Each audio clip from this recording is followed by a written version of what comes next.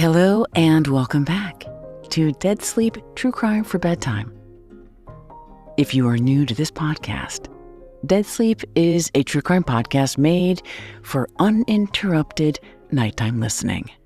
No ads, no gore, real-life mysteries told by a real-life journalist, no AI. And that's me, Nancy Miller. Now, if you are a regular listener to the show, you know that I love fashion, and I love true crime, and I love true crime stories about the fashion industry. And I realized as I was writing this episode that both of those industries may seem quite different. One glamorous and luxe and frivolous, the other horrific, gritty, tragic. But when you think about it, true crime and fashion have something in common. Two industries that make a lot of money by playing to our greatest fears. With the fashion industry, the fear is that we've lived too long. We're past our prime. We're irrelevant. And in true crime, it's the fear we won't live long enough, that we'll die too soon. Our precious lives cut short. And of course, true crime and fashion generate the most interest when the people at the center are young and beautiful. And tonight's story speaks to all of those things, about how the lives of young, beautiful people who appear to have it all, only for it all to turn vicious, then deadly. This is the Dead Sleep version of events, with crucial sources in the show notes. It's a story I'm calling Heart's Desire.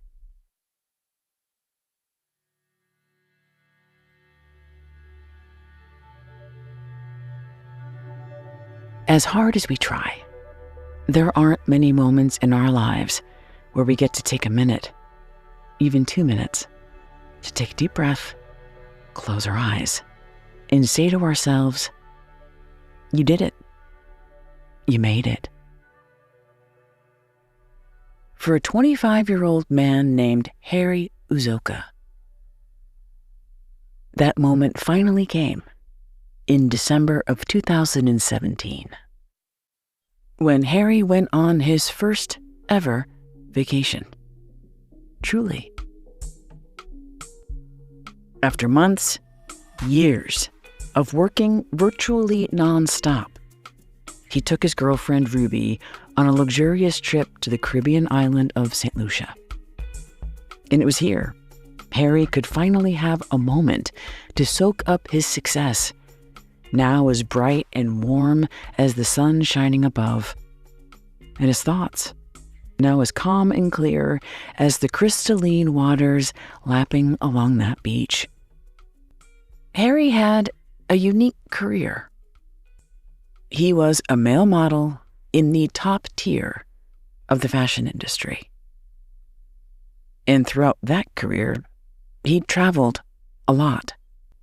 He'd walked the runways in Paris and Milan, flown from one photo shoot to the next, and while all of that might sound glamorous, day to day, it was years of stress and rejection, and just as stressful, the pressure of success, where there's always someone younger, someone fresher, something new. This was especially true in the world of male modeling, one of the few places where women out-earn and outlast men. And the typical lifespan of a male model is less than a hamster. It's 2 years. Harry's career had run an impressive 6 years and counting. Though at 25, he recognized he was aging out of that industry. But that was okay, because Harry had a plan, including his real dream of being an actor. And he'd been cast already in 2 film roles. This vacation a moment of reprieve before he'd have to go back home to gray and gloomy London, where he'd inevitably have to work more, work harder, work nonstop, and have to wait another 7 years for his next vacation. But for now, in this moment, on this beach, in St. Lucia, all of that was gone. For the next several days, all he had to do was gaze into that beautiful, clear blue water, be with the one woman he loved, and do nothing but relax. And remind himself he'd done it. He made it. This was Harry's first vacation, and it would be his last.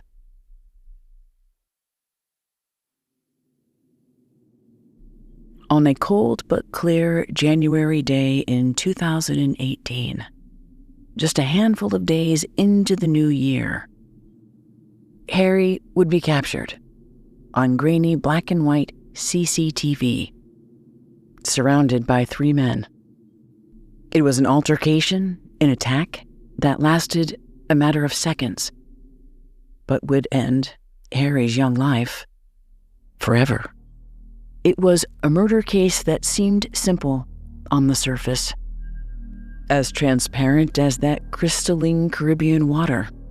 But the truth of what really happened to Harry, who murdered him and why, that would prove as dark and as murky and run as deep as the bottom of the ocean.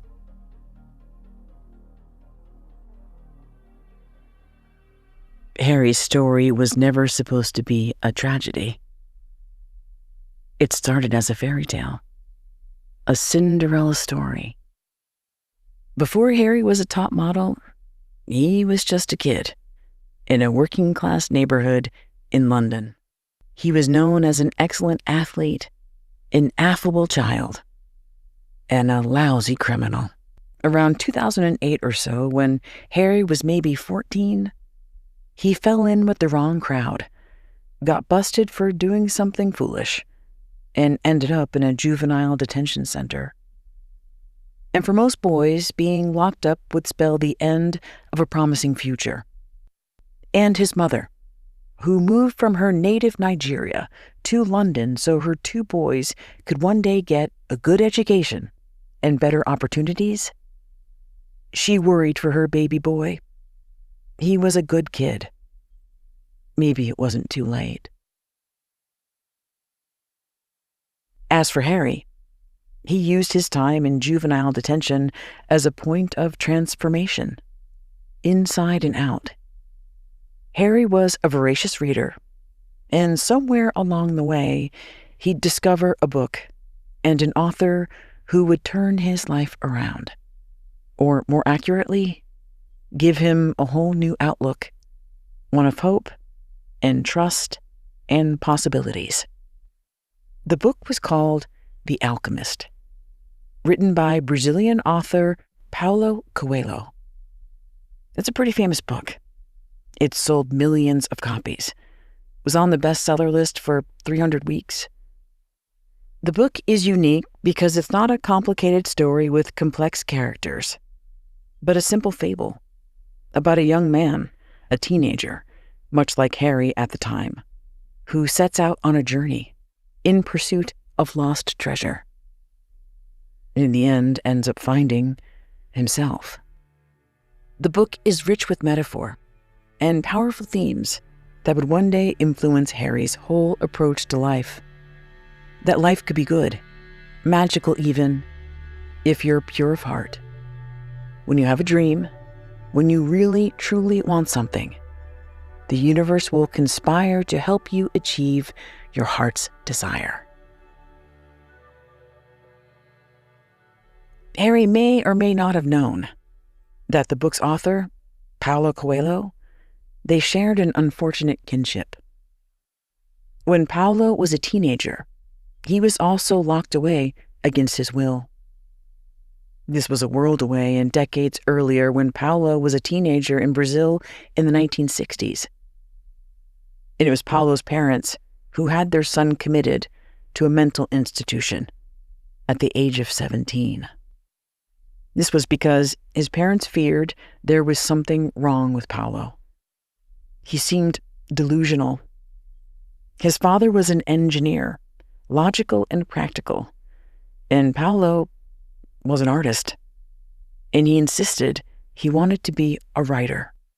His parents worried about his eccentric behavior. While he was in that mental institution, he escaped 3 times before he was finally released at the age of 20. Roughly 20 years later, when he wrote The Alchemist, Paulo was once again seen as delusional. He believed in his heart he'd written a profound story, that he'd put his whole soul into it. And yet, when The Alchemist was first published in 1988, it only sold 900 copies in his native Brazil. And he and his disappointed publisher soon parted ways. But in a twist of fate, one of the copies that was sold in Brazil was to an American tourist. And this tourist loved the book so much, they found a way to get it into an American publisher's hands. And when it was republished in English in the early 1990s, word about the book spread, one person to the next, until it became a bestseller. Touted by everybody from President Clinton to actor Will Smith. So if the universe could conspire to help Paulo Coelho, Harry had faith it would work for him too. As Harry enriched his mind, he also strengthened his body. Harry met a slightly older kid who taught the tall and gawky Harry how to weight train and build muscle. A couple of years later, when he got out, much to his surprise, the universe went to work right away. While with his mother and older brother one day in 2010, Harry's strong shoulders and lean build, along with his soulful eyes and sweet smile, caught the attention of a modeling agent in London. At first, Harry wasn't sure if the agent was serious. He didn't see himself as your typical model. He had sticky outy ears. He hated his feet. And he was black. And in Harry's life experience, he had never seen a black male model with darker skin like his. Maybe in a mass market catalog or something to do with sports. But even now, in 2010, in a fashion capital like London, he rarely saw a version of himself on a giant billboard, or on the cover of a glossy fashion magazine, or the singular face of a high-fashion brand like Gucci or Louis Vuitton. There were a few notable exceptions. Before Harry was even born, there was Djimon Hounsou, the iconic West African-born model-turned-actor who was essentially discovered on the streets of Paris by famed French couture designer Thierry Mugler in the late 1980s. He was then made iconic when photographer Herb Ritts cast Djimon Hounsou in Janet Jackson's sepia-soaked music video for the song Love Will Never Do. Of course, Djimon would go on to star in a string of Hollywood blockbusters and receive 2 Academy Award nominations. And even he, 30 years into an enviable career, recently said in an interview that he struggles financially due to the lack of roles and the lack of pay equity. But now here was Harry in 2010. His future agent assuring him the industry was changing. And maybe Harry could be the literal face of that change. Harry was barely 18, but it was clear he had something special. He had what modeling agencies call the look. The look is more than someone's physical features. It's this extra something that one either had or you didn't. There was a charisma, a personality, an inner light that shone through. Harry was a lot like Kate Moss, actually. That he wasn't the tallest or the most commercial looking, but he had a thing. You can see it in early photographs. where Harry's wearing a sweater that looks like it belongs to a child. It has a big tiger drawing on the front, and yet on him, it looks stylish, edgy, and desirable. That agent's instincts proved correct. There was demand for Harry, and he was booking jobs. Catalog stuff, yes. Then the higher profile editorial shoots, along with fashion shows. Harry, who'd played British football when he was in school, was graceful on his feet, but he had to learn how to walk like a runway model. Learning how to walk sounds strange, but it's harder than one might think. Since the 1980s, most notably the 90s, runway shows have been spectacles, with models transforming a simple walk that lasts maybe 30 seconds into performance art. Famous models like Naomi Campbell, they even have their own signature stride. But for male models, it's different. They must exude a quiet confidence with an emphasis on the clothes, not the man. It's a surprising difficult line to walk.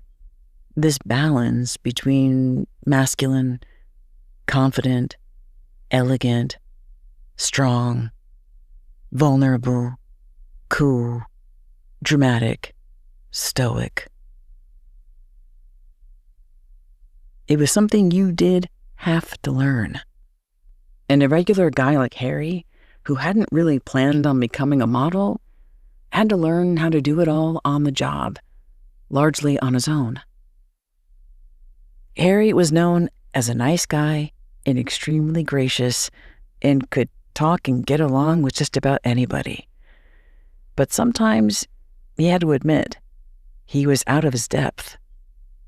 His entire life, until he started modeling, he had never traveled any further than London to Manchester, hadn't left the country, didn't have a passport. And now, all of a sudden, he had a passport and was traveling the world to all these new places. He had a lot to learn. At the same time, with all these new experiences, came some familiar problems. And over again, he would find himself the only black male model there. And while he was grateful for the opportunity, it started to feel like there were so few spots. Competition could be cutthroat. By 2014, when Harry had signed with a big agency, there were more opportunities and more demand for diversity in modeling than ever. And yet, Harry and a handful of other black male models felt like they were competing for the same spots. There could be only one, maybe two. In that competition, it started to weigh Harry down. He didn't want to compete. He wanted camaraderie. So Harry and his competition, a group of fellow black models from London who wanted to feel a sense of connection, they created their own crew, and they called themselves Just a Norm. Just a Norm was a reference how they were just normal dudes who'd found themselves in this new and surreal reality. Something that other people who were outside of the industry would find hard to understand. So they'd meet up and talk about film, music, their future careers, maybe a YouTube channel together. And they started their own Just a Norm Tumblr. This collective was essentially made up of 6 guys. That would be Harry and 5 other prominent models he considered close friends. There was a 6 Musketeers, an all for one, one for all vibe to this whole dynamic. Even if they were competing for the same jobs, if one of them got the job and booked the work, they were all genuinely happy for that one guy. Just a Norm started becoming a thing. They were actually getting photographed together. They were becoming famous. individually and as a group. It was everything Harry hoped for, the universe conspiring in his favor. And before Harry knew it, he'd surpassed his own dreams. He was indeed on billboards in London, in Los Angeles, New York, all over the world, in huge campaigns for Levi's, Zara, and Uniqlo. Harry was also thriving on Instagram. He was an early adopter who knew how to use social media to promote himself and to promote the brands he was working for. So by 2016, 2017, Harry had reached a level of success where he could afford to be generous. This was financially, which meant he was making enough money to offer to buy his mother a house, build a whole new one back in Nigeria for her to enjoy for the rest of her life. And he could also be generous with his hard-earned expertise. And he bestowed some of that generosity on a slightly younger model named George Coe. George Coe was also from London and of Liberian descent. And he was an admirer of Harry's. And at first, when they crossed paths, it was congenial. Harry even helped George learn how to walk, showing him some of the techniques that he used to look elegant, confident, and graceful down that runway. He also gave George a few tips on what he could do to switch up his workout, so George could better develop his upper body, and with that, get more work.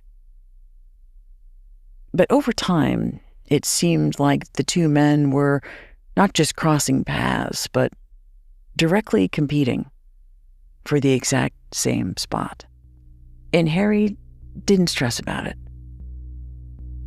With his alchemist philosophy and his just a norm crew, let the best guy win. But George didn't seem to share that philosophy. And though George was eager to be invited into the inner circle of the just a norm crew, he never was.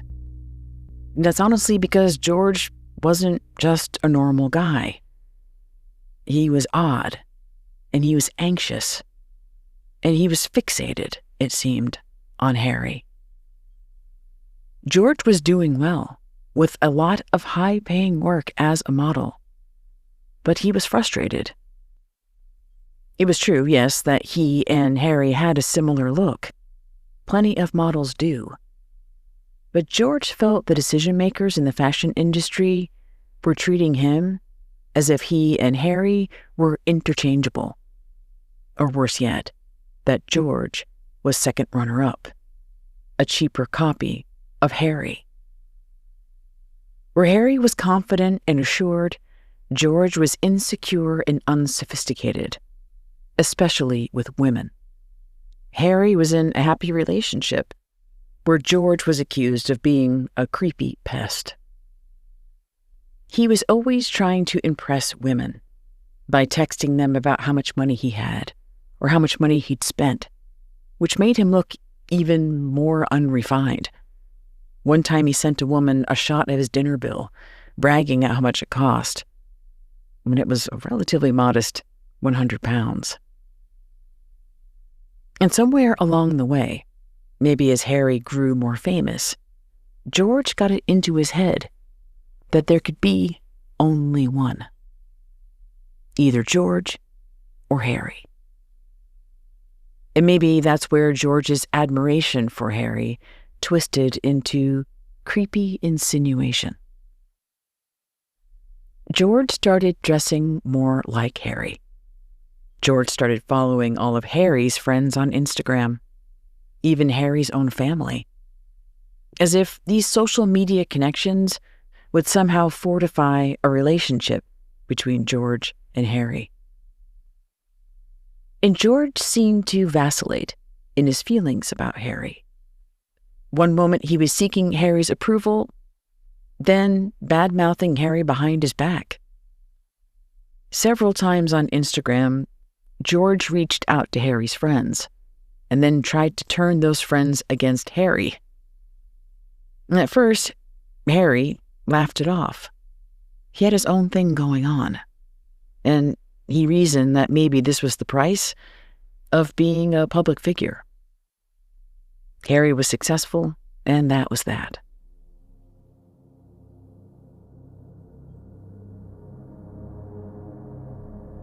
Then, in early 2018, not long after Harry had come back from that incredible vacation, he discovered George had crossed a line. And Harry was no longer laughing things off. When Harry came back from that big vacation, he learned from a friend that George had started spreading a rumor that that's George, had slept with Harry's girlfriend, the very one that he was on that island with just days earlier. And while the press would later claim this was the inciting incident, that two men were fighting over the love of one woman, suggesting Harry's girlfriend had two-timed him, the truth was actually more sinister. George lied so he could get under Harry's skin, to get his attention, and it worked. When Harry asked his girlfriend about it, she swore she'd never met George, and she certainly hadn't slept with him. And Harry, of course, believed her. But he couldn't let this one go. He had to confront George this time and set this weirdo straight. So he called George, who swore it wasn't true, he'd never said that, etc., until finally George apologized, sort of, and Harry believed the matter was settled. Any connection he ever had with George, however, even as a fellow model, a colleague, it was over. But that wasn't the case for George. Over the next 2 days, in January of 2018, George kept playing over the conversation in his head, and he decided he needed to talk to Harry again. There was a part of him that wanted Harry to know that things were cool, right? And then there was another part of him that wanted Harry to know that George called the shots. Whatever his mood was, George kept calling Harry over and over again, and Harry refused to pick up the phone. And still, George couldn't let it go. On January 11th, 2018, George shot Harry a text asking him where he was, and basically told Harry that he wanted to fight him. Fed up, Harry texted back. He told George he was in his London neighborhood, an area called Shepherd's Bush. George told Harry to get ready and to bring friends. Harry wasn't sure if George was bluffing, but if there was going to be a fight, Harry assumed it would be a fist fight, and he asked his roommate to back him up.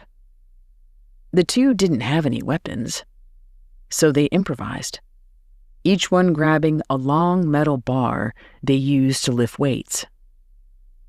A bar was better than nothing, and together they headed out the door to settle this whole stupid thing. Meanwhile, George asked two of his friends to join him for this fight, and they did so, reluctantly. But they knew George didn't know how to fight, and they asked him why he was doing this. And George swore that he just wanted to see Harry face to face. It was a way to get Harry in front of him so they could talk. Later that day, George and Harry found each other on the street. And that's when Harry and his roommate saw George and two of George's friends. And the men were bundled up in winter coats. But within seconds, Harry and his roommate saw a flash of their blades.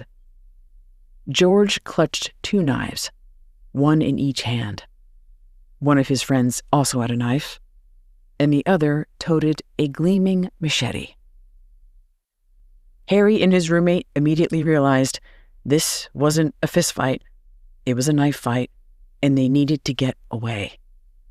Harry's roommate managed to run all the way back to their apartment. But Harry, he was cornered, pinned between two cars, his back against a fence. The universe would not, could not save him. This was George's world now. George claimed he just wanted to talk. But face to face with Harry, there were no words exchanged. Harry attempted to swing the metal bar, but it was no use. Outnumbered and outmatched, there was nothing Harry could do. George plunged his knife into Harry's chest 3 times, fatally piercing Harry's tender heart. Harry managed to get back to his apartment, and his final words announced the shock of what had just happened, that he'd been stabbed. And then he fell to the ground, was taken away, and died later in the hospital. But his shock, it reflected the reaction of the rest of the community and the fashion world when news spread about what had happened. That George Coe killed Harry Uzoka. Even after George was arrested and charged with murder, he seemed shocked at what he had done. News reports would later suggest, at least at first, that the motive was one as old as time: jealousy. That George and Harry were fighting over that girl. But it wasn't true. George's desire, his heart's desire, was what Harry had. His charisma, his confidence, even his girlfriend. And when he couldn't get it, George wouldn't be satisfied until he took it all, taking Harry's actual life.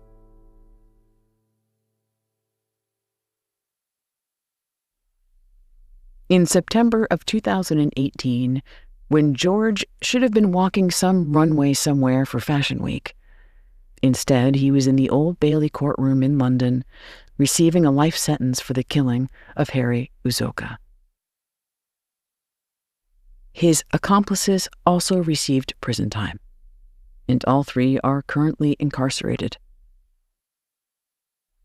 Now in prison, George Coe still seeks the spotlight, and he still lives in Harry's shadow.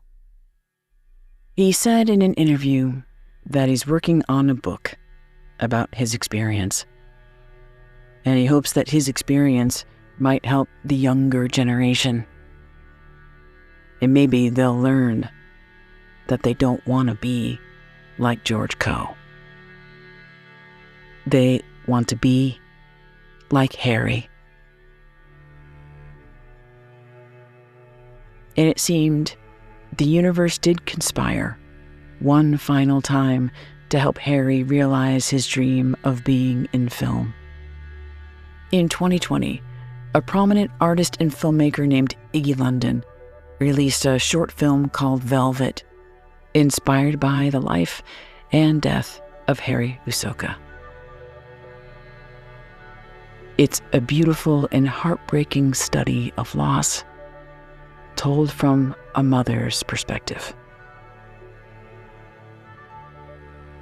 It's a very moving short film, and I will link to it in the show notes.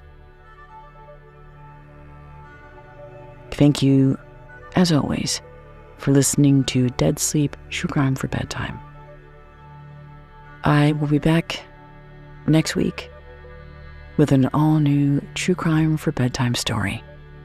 So please be sure to follow the show so you don't miss it. Until then, nighty-night.